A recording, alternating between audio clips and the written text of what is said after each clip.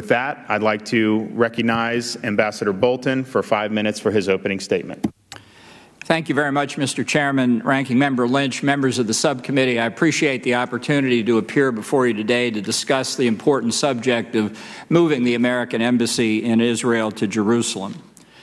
I believe that recognizing Jerusalem as Israel's capital city and relocating our embassy there on incontestably Israeli sovereign territory would be sensible, prudent, and efficient for the United States government.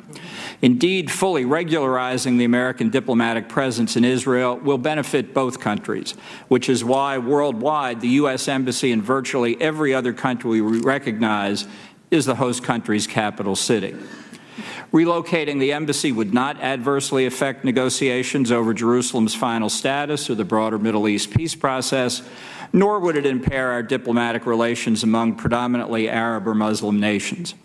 In fact, by its honest recognition of reality, shifting the embassy would have an overall positive impact for U.S. diplomatic efforts.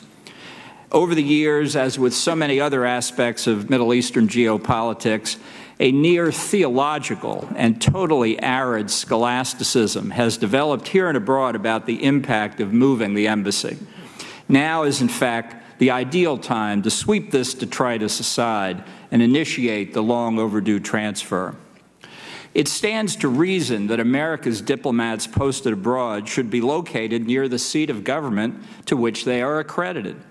Proximity to host government political leaders, major government institutions, and representatives of domestic, political, economic, and social interests all argue for the common sense decision that U.S. representatives to a foreign state should be at that state's center of government.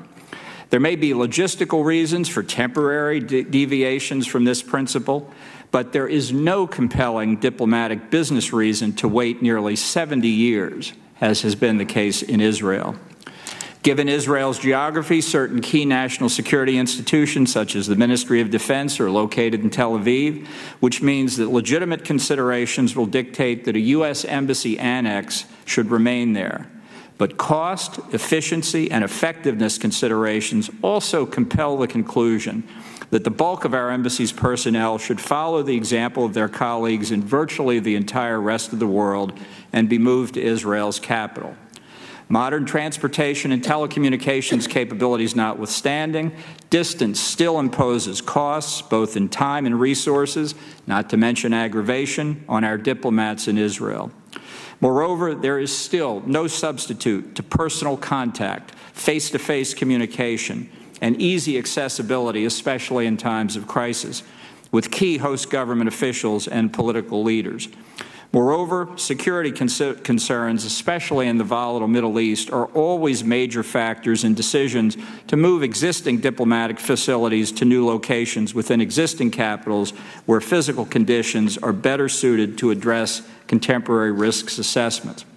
So while I think the overwhelming diplomatic and managerial advantages to the United States argue for relocation, there are obviously a number of political arguments to the contrary. I think there are three, basically. And I think it's important to take these arguments seriously because many are made in good faith. But let's be honest. Many are argued for precisely the opposite reason, to continue to deny to Israel the acknowledgement that it is a legitimate state with a legitimate capital. The three arguments basically are that moving the embassy even to West Jerusalem would somehow affect final status negotiations about that city. I think this stems from UN General Assembly Resolution 181, which contemplated an international status for Jerusalem.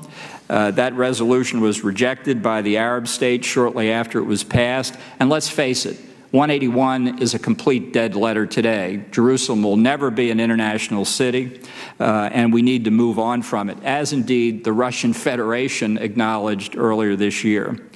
The second argument is that it will break the broader Middle East peace process. And I have to say, if the peace process is such a delicate snowflake that moving our embassy would destroy it, you have to ask what its viability is to begin with.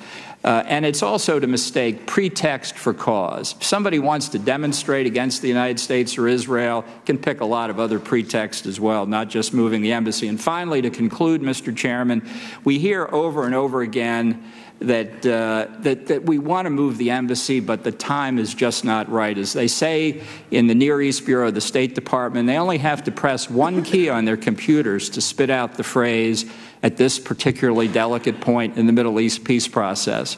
In diplomatic circles, Mr. Chairman, not now too often means not ever. We should reject that counsel and move the American embassy to Israel's capital city. Thank you.